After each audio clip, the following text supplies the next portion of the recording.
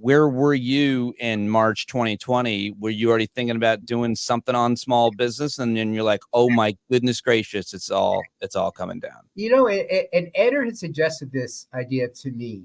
This idea that, oh, we love small business, we embrace small business, it's the backbone of America. Politicians on the right, left, and in between say that, and yet with each passing year, the revenue at the big box stores and the chains and Amazon go up, where there's a hypocrisy. And that is an interesting idea. But then once COVID hit, it's like, now it's existential.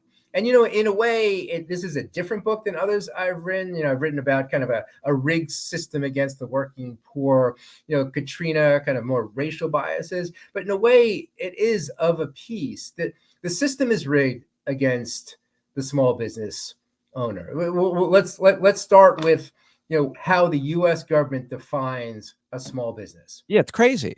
Up to 500 employees. I mean, the small businesses, the definition I use in this book is like, 5, 10, 20, workers. The restaurant had 20, 23, 24 workers. That's a small business to me. But you have hundreds and hundreds of employees and bring in millions and millions of revenue. And, it's not just a set of words on paper.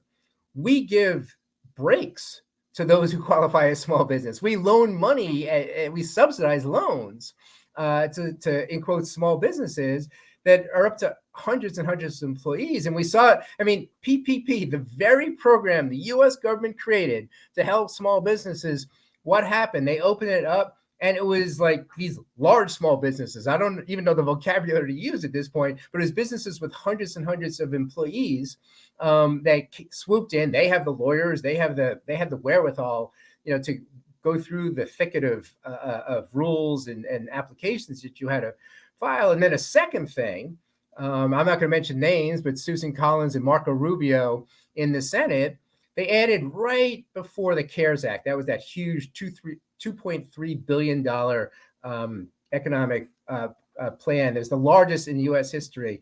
They added 3 little words to PPP: per physical location. Right. And so what that meant is Shake Shack with 6,000 employees, by no definition is that it's publicly traded, not a small business. Well, but per physical location, they have under 500 employees.